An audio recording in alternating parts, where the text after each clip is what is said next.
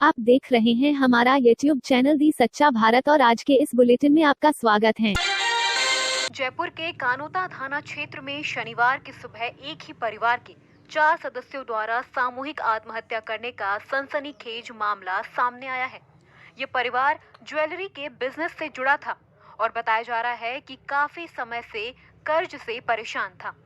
प्रारंभिक तौर पर मिली जानकारी के अनुसार यह घटना कानोता थाना इलाके के जामडोली स्थित राधिका विहार कॉलोनी की है। पड़ोसियों से सूचना मिलने के बाद पुलिस की टीम मौके पर पहुंची और एफएसएल टीम को भी बुलाया गया।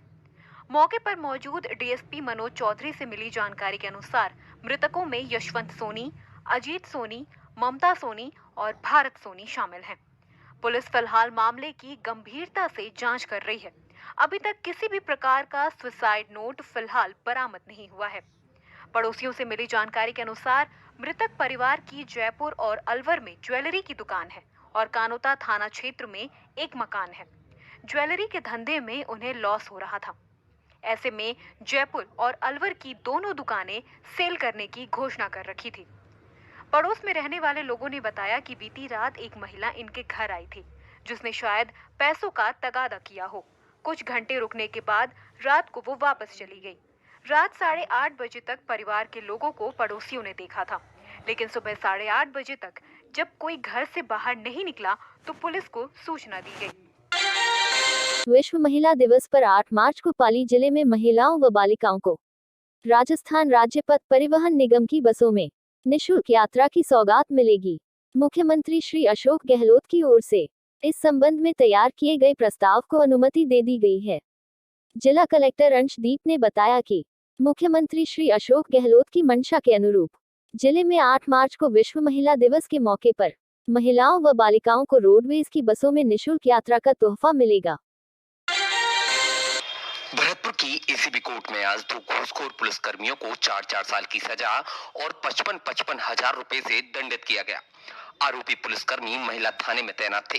दोनों घूसखोर पुलिसकर्मी साल 2017 में बलात्कार के मामले में 45,000 रुपए की रिश्वत मांगी थी, जिस पर परिवादी ने 20,000 रुपए तुरंत दे दिए थे और बाकी के पैसे अगली किस्त में देने का वायदा किया।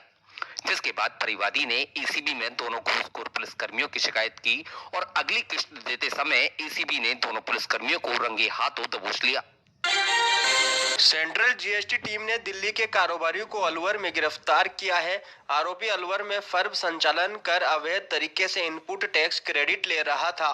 विशेष लोक अभियोजक बीएल ताखर ने बताया कि मामले में सीजीएसटी अलवर के कारोबारी अनिल गुप्ता को पहले गिरफ्तार कर चुकी है। उनसे मिले इनपुट के आधार पर जालसाजी के तार दिल्ली तक मिले। इसके बाद दिल्ली के कारोबारी लल्लन शाह को सीजीएसटी ने गिरफ्तार किया है। आरोपी ने 5,88,00,000 की अवैध तरीके से आईटीसी क्लेम कर राजस्व को चूना लगाया। ये जो देश में अभी फेक इनवॉइसेज वाले मामले चल रहे हैं, उसी के अंतर्गत ये फेक इनवॉइसेज का मामला है। उसके तहत इनको गिरफ्तार किया गया है। ये दिल्ली के रहने वाले हैं, मिस्टर लल्लन शाह। इनकी दिल्ली में भी कर्सना ट्रेड फर्म है, जो जिसके इंडिविजुअल प्रोप्राइटर हैं, और एक ट्रेड बिल्डकॉन के ये डायरेक्टर हैं, जो भी दिल्ली में है। और जो सालासर ई वेस्ट के नाम से जो अलवर में फैक्ट्री है, उसमें ये पार्टनर है।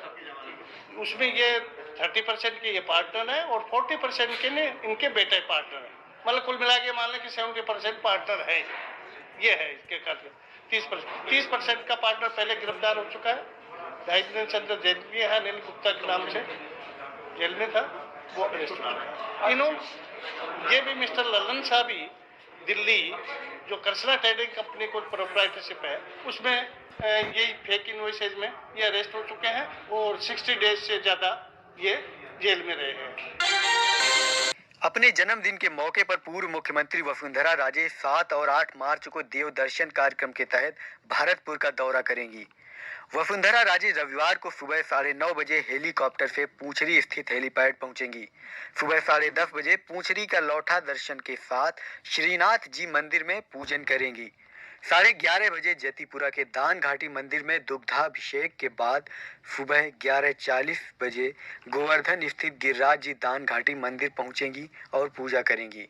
शुक्रवार को जिला कलेक्टर नथमल डिडेल, पुलिस अधीक्षक देवेंद्र कुमार विश्नोई ने पूंछरी हेलीपैड के साथ ब्रज 84 कोस परिक्रमा मार्ग आदि बद्री केदारनाथ तक व्यवस्थाओं का जायजा लिया।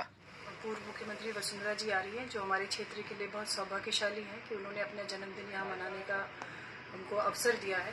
उनकी जन्मदिन की तैयारी बहुत जोर शोर से है, गाजे बाजे डीजे वीजे सब जोर जोर से रहेंगे और मेरे ख्याल से उनके हमारे विधानसभा क्षेत्र में और कुमेर विधानसभा क्षेत्र में दोनों में ही जो 10-15 गाँव बीच में आते हैं उनमें भी उनकी बहुत जोर से उनका स्वागत की तैयारी चल रही है और लोग बहुत खुश हैं कि वो यहाँ पर पधार रहे हैं। Speak up against price rise campaign बहुत शानदार चला दिन भर। आज लाखों नौजवानों ने इसमें भाग लिया। वस्तु स्थिति अजीब सी है कि अगर अंतर्राष्ट्रीय कीमतें घटती जा रही है, उसके बावजूद भी पेट्रोल डीजल के दाम बढ़ते गए। और क्यों बढ़े, इसका कारण सिर्फ एक है कि केंद्र सरकार ने जिस प्रकार से एक्साइज ड्यूटी जो मेन होती है, जिसमें राज्यों का हिस्सा होता है, उसको तो कर दिया, बहुत ही कम कर दिया। और एडिशनल एक्साइज ड्यूटी और स्पेशल एक्साइज ड्यूटी उसको लगातार बढ़ाते गए।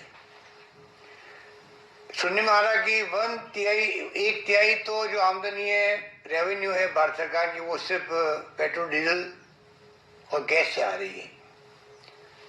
अगर अंतर्राष्ट्रीय कीमतें कम हुई तो इसका पूरा फायदा पब्लिक को मिलता और पब्लिक के अगर जेब में पैसा आता तो मेरे ख्याल से उसकी परचेजिंग पावर बढ़ती, वो पहले खर्च करता मार्केट के अंदर, तो पूरे मुल्क की इकोनॉमी बेहतर होती। अगर आप पब्लिक को पहले से ही कोविड के कारण से काम धंधे बंद हो गए, नौकरी चली गई, व्यापार बंद हो गए, उसके बाद में आप फिर पेट्रोल डीजल के दाम बढ़ाओ और ट्रांसपोर्टेशन की अगर और महंगाई बढ़ती जाएगी तो महंगाई बढ़ेगी, चाहे खाद्य सामग्री हो, चाहे फल सब्जी हो, कुछ सामग्री क्यों नहीं हो। ये हालात देश में बन गए हैं। 20 लाख करोड़ का पैकेज की घोषणा की गई और कहा गया जीडीपी का 10% ये भाग है, 20 लाख करोड़। सबने स्वागत किया उसका। बाद में मालूम पड़ा कि ना राज्यों को मिला पैसा, ना इंडस्ट्री को, ना व्यापार को, किसी को बूस्ट करने का पैसा नहीं मिला। लोन बेसिस पे 20 लाख करोड़ रुपए बांट दिए गए। तो जो मैं बार बार कहता हूँ, परचेजिंग पावर नहीं बढ़ेगी आम व्यक्ति की और पहले खर्च नहीं होगा मार्केट में, तो मार्केट की इकोनॉमी कैसे सुधरेगी। मेरे हिसाब से सबसे बड़ी समस्या देश के सामने ही है, जिसके कारण अर्थव्यवस्था मजबूत नहीं बन पा रही है और अभी तक सरकार के समझ में नहीं आ रहा है। जिस प्रकार से सब्सिडी लगभग खत्म कर दी गई है गैस सिलेंडर की, ऑफिशियल अनाउंसमेंट शायद नहीं हुआ उसका, पर जिस प्रकार से 125 रुपये बढ़े हैं और जो उज्ज्वला योजना थी उस पर तो गरीब व्यक्ति का सिलेंडर भरवाना मुश्किल हो गया है। 100 रुपये प्रति लीटर ज्यादा दाम बढ़ चुके हैं। राजस्थान सरकार ने कोशिश की थी 2% कम करने की वैट को। 1000 करोड़ रुपए का रेवेन्यू लॉस हुआ में, सोच करके जनता को लाभ मिलेगा। मालूम पड़ा 2 दिन के अंदर अंदर जिस प्रकार वहां पर महंगाई बढ़ाई गई पेट्रोल की, डीजल की, तो हमारा 2% कम करना का जो इम्पैक्ट होना चाहिए था पब्लिक में, वो नहीं हो पाया। इस प्रकार से पता नहीं क्यों जब सरकार में नहीं थे लोग, तब तो लगातार लंबी चौड़ी बातें करते थे, यूपीए गवर्नमेंट के ऊपर आरोप लगाते थे और 6-7 साल हो गए इनको सरकार में आए हुए, लगातार महंगाई बढ़ती जा रही है। उसके बावजूद कोई कदम नहीं उठाए जा रहे, बल्कि जमाखोरों को परमिशन मिल गई है क्योंकि एसेंशियल कम्युनिटीज थी, उस लिस्ट को लगभग खत्म कर दिया गया। तो पता नहीं वो लागू हुआ या नहीं हुआ, परंतु अभी से लोगों ने जखीरे बनाने प्रारंभ कर दिए हैं। उस कारण से और महंगाई बढ़ती जा रही है। वो सैद्धांतिक रूप उससे सहमत भी हैं, लेकिन वो कहते हैं इस संबंध में वित्त विभाग और प्रधानमंत्री जी से बात करनी पड़ेगी। मैं समझता हूँ कि आप सारे सदन के लोग, इनमें विवेकानंद जी का एक मुझे कोटेशन याद आता है, अब एक arise and stop not till the goal is reached. उठो, जागो और तब तक मत रुको जब तक हम अपने लक्ष्य की प्राप्ति नहीं करते। आज पूरे सदन को उठकर खड़ा होना चाहिए और राजस्थान के हक के लिए सारे लोगों को सर्वसम्मत मांग करनी चाहिए कि राजस्थान को जलदाय योजनाओं के अंतर्गत हमारा हिस्सा 90% किया जाए, जो पहले था 100% हिस्सा था। सभापति महोदय, हम तो 90% मांग रहे हैं। और ईस्टर्न कैनाल प्रोजेक्ट को जो है राष्ट्रीय योजना का दर्जा मिले तो निश्चित रूप से राजस्थान का भला होगा और राजस्थान पेयजल योजना में कहीं भी पीछे नहीं रहेगा। करेंगे कि जल जीवन मिशन जो 2024 में पूरा होने वाला है, उससे पहले यदि 90% राशि मिली तो मैं दावे के साथ कह सकता हूं कि पूरे राजस्थान में हम हर घर को जल कनेक्शन से जोड़ देंगे। भरतपुर के मुख्य डाकघर से आज एक महिला ने 1 लाख रुपए पार कर दिए। ये पूरी घटना सीसीटीवी कैमरे में कैद हो गई। पीड़ित व्यक्ति दिनेश शर्मा मुख्य डाकघर में एजेंट का काम करता है। जैसे ही दिनेश शर्मा को एक व्यक्ति से मिलने जाते हैं, वैसे ही पोस्ट ऑफिस में घात लगाए बैठी एक महिला दिनेश के बैग के पास जाती है और 1 लाख रुपए निकालकर फरार हो जाती है। पीड़ित व्यक्ति ने कोतवाली थाने में घटना का मामला दर्ज करवा दिया।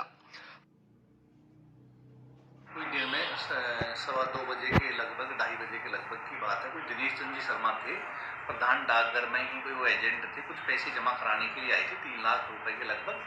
तो वहाँ पर वो बैग को इधर उधर रख करके कहीं दूसरे काम के लिए चला गया। तो पीछे से उसके बैग में से 3 औरतों में से एक औरत ने कोई 1 लाख रुपए उसके पार कर लिए, चोरी कर ली गई और वहाँ से वो चले गए। बाद में बाहर उनको 2 औरतें और मिली, जो उनकी सीसीटीवी फुटेज देखी गई तो वो कोई बावरिया जाति की लग रही थी। हमेशा अभय कमांड सेंटर में भी मैंने टीम भेजी है, इसके बावरिया बस्ती में भी टीम भेजी है।